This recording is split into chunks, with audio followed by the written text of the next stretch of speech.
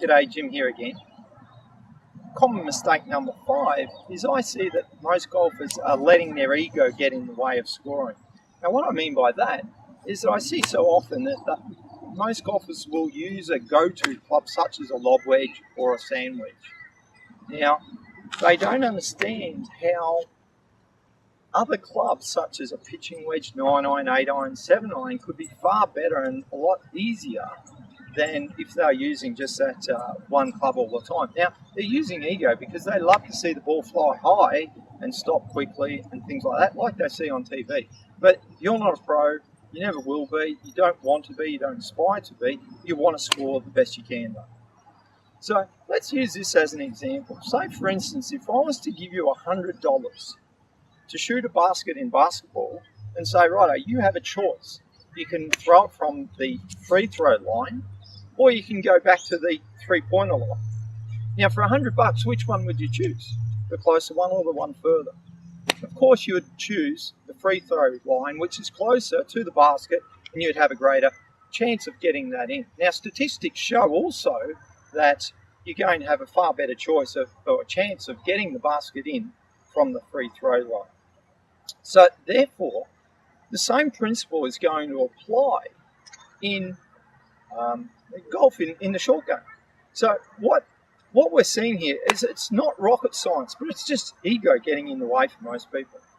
We could say it's common sense to then have a target point closer to us on the green rather than further or closer to the flag. Now, for this example, I've set out two baskets there, one 3 meters or 10 feet, say, from the edge of the green, and then the other one further up the green. So that would represent the same concept, if you like, in basketball. If I'm trying to target something closer to me or further away, for sure, common sense says it's going to be harder to hit the target further away than it is closer to me. Now, what I would do if I was firing at this first flag here, I would simply just get a lob wedge or a high lofted club, because the distance between where I want to land the ball, so my target point or landing point, is not that great. It's probably another 3 meters from there onto the flag. Whereas the second flag, instead of firing at the furthest target or the second basket, if you like, I still try and use my target point, which is at 3 meters or 10 feet from the edge of the green, and let the ball roll up there. Now, in this first one, I would probably use a lob wedge.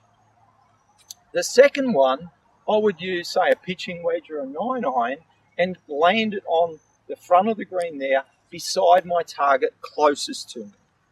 Now, a simple way of demonstrating this is simply if I got a ball and threw it underarm, I would use hand-eye coordination trying to throw the ball and land it in the basket there. Now, obviously, as we demonstrated or used the example of in basketball from the throw line or the three-pointer line, it would be a lot harder for me to try and throw the ball up and land it accurately beside that second basket. So what we're trying to do is pick a target here closest to us, not further away, and then we've got a greater chance of hitting that target more often. Now, and that's where we're going to use our hand-eye coordination. Now, I do this with kids or complete beginners, and they can all throw a ball into a basket. So obviously, as your skill level improves, your consistency with contact is going to ensure that you're landing on that target point with the golf club more often. However, using that hand-eye coordination is very essential to develop a better feel and consistency around the greens. Now, a great way to do this is just start off with your eyes closed and throw the ball at the target with your eyes closed. Now, there you go, and that's what happens. And all I did there, unfortunately, you couldn't see that I had my eyes closed, but by having my eyes closed, what I'm doing is having an image in my mind of where the basket is, using my hand-eye coordination simply just to react to that. Now, why I say that when we're setting up to a ball and then going to try and hit that target there, I can't see the target when I'm looking at the ball and playing the shot.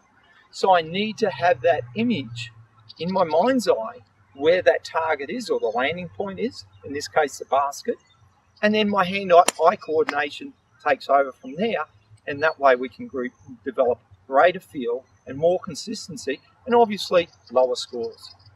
Try this, you'll love it.